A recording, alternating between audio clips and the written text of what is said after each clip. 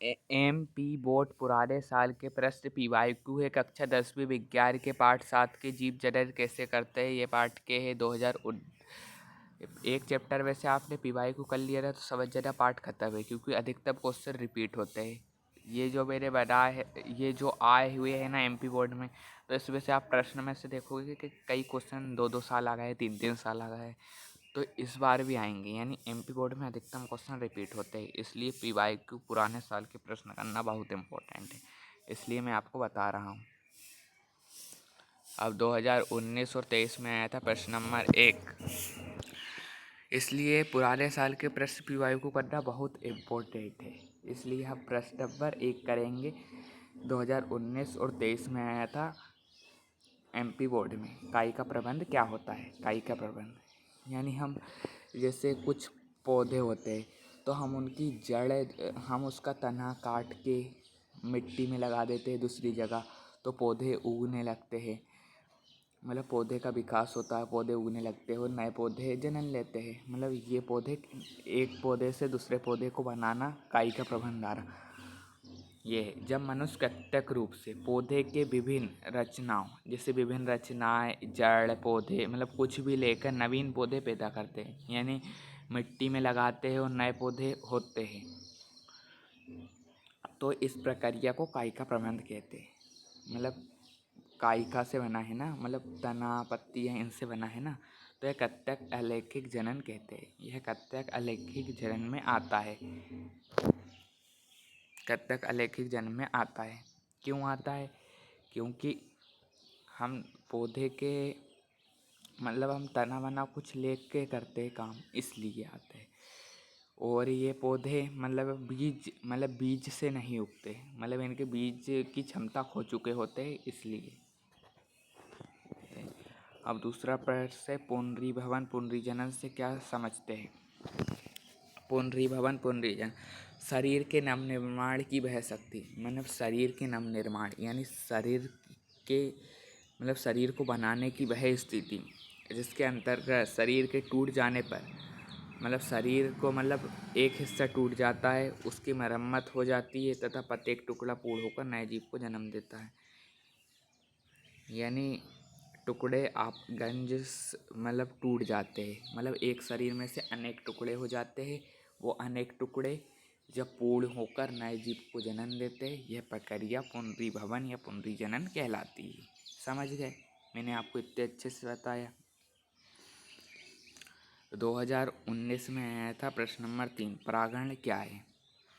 वह प्रक्रिया जिसमें परागकोश से परागकण उसी व्यक्तिकण तक पहुँचते हैं, परागण कहलाते हैं। अर्थात परागकणों को किसी भी माध्यम से परागकोश में व्यक्तिगत तक पहुँचने की क्रिया परागण कहता है। जैसे एक पौधे होता है, उसके बीज गिर जाते हैं तो उसके आसपास नए पौधे उगते हैं, मतलब नए पौधे जन्म लेते हैं, ये नए पौधे लगते हैं, तो वह प्रक्रिया क्या कहती है, परागण कहलाती है। समझ गए? ये है। अब जो होता है सब परागण क्या होता है। सब परागण क्या होता है, अब सब परागण देखते हैं। सब परागण जब किसी एक पुष्प के पुरकेसर परागकोश से परागकण उसी पुष्प के स्त्रीकेसर तक व्यक्तिगत तक पहुँचता है, तो यह प्रक्रिया को सब परागण कहते हैं। मतलब एक पुष्प है, उसके एक हिस्से से दूसरे हिस्से तक पहुँचता है, मतलब पुष्प से स्त्री केसर तक पहुँचता है, तो यह नए जीव को जन्म देता है, यानी नए पौधे को जन्म देता है, तो यह सब परागण की स्थिति कहलाती है। समझ गए? ये है। अब प्रश्न नंबर 5 है, 2020 में आया था, एक लिंगिक पुष्प को परिभाषित कीजिए। तो इसका उत्तर है एक लिंगिक पुष्प वह पुष्प जिसमें केवल एक ही जननांग अर्थात नर जननांग पुरकेसर पुमक अथवा मादा जननांग स्त्रीकेसर जायक होता है, वह अलैंगिक पुष्प कहलाता है। मतलब जिसमें एक पुष्प भी रहता है, मतलब एक कोण होता है, तो वह कहलाता है।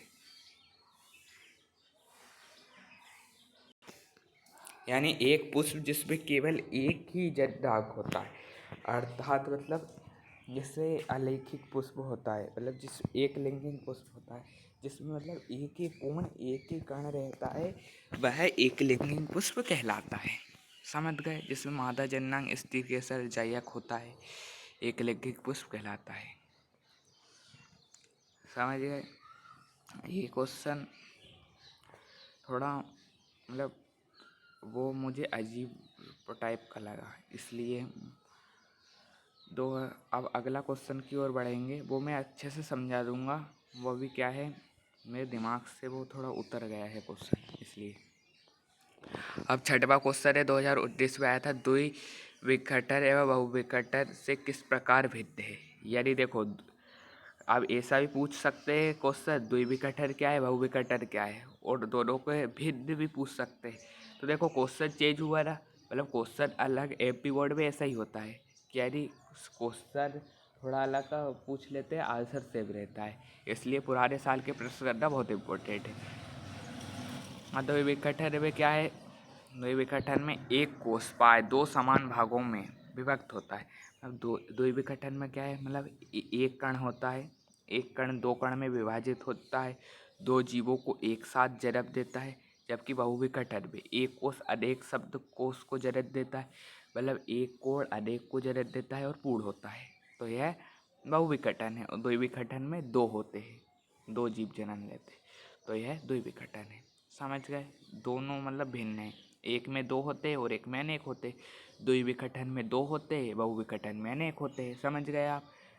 बहुत आसान क्वेश्चन है ये वाला, और ये वाला डेफिनेटली आएगा ही आएगा, क्योंकि द्विविकटन है तो बहुविकटन, दोनों का अंतर भी पूछेंगे। अब एक क्वेश्चन और है, चित्र वाला है, 2019 में आया था, पुष्प की अनुरोध काट एवं सच का नामांकित चित्र बनाइए। यानी पुष्प का नामांकित चित्र बनाता है। तो ये ऊपर क्या है, इधर साइड से वृत्तिकोण है, और ये बीच का क्या है, वृत्तिका है। अब ये क्या है, स्त्री केसर, मतलब ये पूरा स्त्री केसर है। यानी वो क्वेश्चन है ना, उसका ये इसमें समझा रहा है। तो ये स्त्री केसर है, ये बीच का क्या है, अंडाश है, ये बीच का अंडाश है, और इसका ऊपर का परागकोश है, तू है, नीचे का दल है, पकुड़ी अंकुड़ी बहादाल। यानी ये दो कर्ण होते हैं। अब मैं समझ गया कि ये बीच का होता है, एक तरफ होता है स्त्री केसर, एक तरफ होता है पुरकेसर, ये दोनों मिलते हैं तो नए जीव को जन्म देते हैं। मतलब ये लेफ्ट साइड है ना, मतलब ये उत्तर लिखा हुआ है, इधे स्त्री केसर ये लिखा हुआ है, इधे पुरकेसर रहता है, दोनों मिलते हैं तो नए जीव को जन्म देता है। समझ गए आप। मैं समझा, ये है। अब पार्ट प्रश्न नंबर 8 है, 2024 में, ऊतक संवर्धन तकनीक की परिभाषा लिखिए। वह क्रिया जिसमें शारीरिक ऊतक एवं कोशिका किसी बाहरी माध्यम से, यानी ऊतक संवर्धित तकनीक की परिभाषा लिखिए। वह क्रिया जिसमें शारीरिक ऊतक एवं कोशिका किसी बाहरी माध्यम से में अनुकूल परिस्थितियों की उपस्थित रहने पर पोषित की जा सकती है, उसे ऊतक संवर्धित तकनीक कहते हैं। यानी वह क्रिया जिसमें शारीरिक ऊतक होता है वह कोशिका की बाहरी माध्यम से अनुकूल परिस्थितियाँ उपस्थित रहने पर पोषित की जा सकती है, यानी इससे पोषण ले सकता है, तो यह ऊतक संवर्धन तकनीक कहलाती है। समझ गए ये। अब ये जनन क्यों आवश्यक है, ये 3 नंबर में क्वेश्चन आता है, 2020 में और 22 में आया था। जनन के कारण, मतलब जनन होता है तो जीवों में निरंतर बनी रहती है, मतलब एक पीढ़ी से दूसरी पीढ़ी, दूसरी से तीसरी, ऐसी जनन में जीवों में निरंतरता बनी रहती है। जनन में जीव लगभग अपने जैसे जीवों को जन्म देता है, यानी सेम टू सेम जीवों को जन्म देता है। यानी चेहरा जैसे इंसान का होता है, चेहरा सेम होता है। ये इस कारण से वह सबसील की जनसंख्या बढ़ती रहती है, यानी जनसंख्या बहुत ज़्यादा बढ़ जाती है। अनुकूल विभिन्नता का एक पीढ़ी से दूसरी पीढ़ी में सम्मान होता है, यानी मजबूत बनते जाते हैं धीरे धीरे, मतलब परिस्थिति के जैसे ढाले जा सकते हैं। द्वारा ही संवाहन जनन द्वारा ही संभव है। जनन का विकास में भी योगदान है, मतलब विकास भी होता है धीरे धीरे, विकास होता है, यानी लड़ सकते हैं हम, दूसरे जीव से लड़ सकते हैं, मतलब धीरे धीरे मजबूत बनते जाते हैं। अनुकूल परिस्थितियों में विभिन्नता होता है, मतलब ये विकास में भी योगदान देता है, यह संरक्षण जनन में सृजनशील संपत्ति का संरक्षण कर उसे स्थायित्व में सहायक है।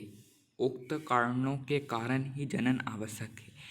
यानी जनन बहुत इम्पोर्टेंट है, संरक्षण भी करता है जीवों का, संरक्षित भी करता है। यानी जनन नहीं होगा तो धीरे धीरे जीव घट जाएंगे और उनकी विलुप्त हो जाएंगे। इसलिए जनन बहुत इम्पोर्टेंट है, बहुत महत्वपूर्ण है जीवों के लिए।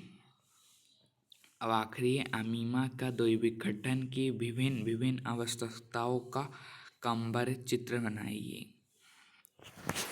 तो इसमें क्या है, ये बीज वाला है ना, जो ये बीज वाला इससे दूसरे में गया, फिर दूसरे से तीसरे में गया, तीसरे से फिर ये मतलब ये टुकड़ा हुआ, एक है, ये टुकड़े से ये बना, फिर इससे ये बना, इससे ये बना। यानी ये अमीमा एवं द्विविघटन की विभिन्न अवस्थाओं, मतलब पहली अवस्था ये है, फिर उसके बाद ये दूसरी वाली अवस्था में बिंदु बिंदु, और ये थोड़ा चौड़ा हो गया, ये थोड़ा चौड़ा हो गया, फिर ये धीरे इसमें और मतलब डाउन हो गया, फिर इसके नीचे ये दो खंड में विभाजित हो गया, फिर दो खंड से दो बड़े बड़े खंड में विभाजित हो गया, फिर उससे ये इसका आकार बदल गया। इसलिए इसमें विकास संभव है। ये चैप्टर में 10 क्वेश्चन थे, 10 आए हुए क्वेश्चन थे। ये चैप्टर में से मैंने MP बोर्ड के पुराने साल के प्रश्न यानी PYQ पूरे चैप्टर के करा दिए हैं। इस चैप्टर में से मतलब मैंने सब करा दिए, पुराने साल के प्रश्न पूरे करा दिए हैं। तो आप इनको अच्छे से याद कर ले, मेरी वीडियो समझ ले, उतार ले, अच्छे से याद कर ले, क्योंकि PYQ करना बहुत इम्पोर्टेंट है। पार्ट 7 तक के हमने कर लिए हैं इस वीडियो में। अब पार्ट 8 के हम डालेंगे जल्द ही। इसको अच्छे से याद कर लेना, फिर हम डालेंगे, उसको कर लेना, वो वीडियो देख लेना। अब हम पार्ट 8 आनुवांशिकता पढ़ाएंगे अगली वीडियो में।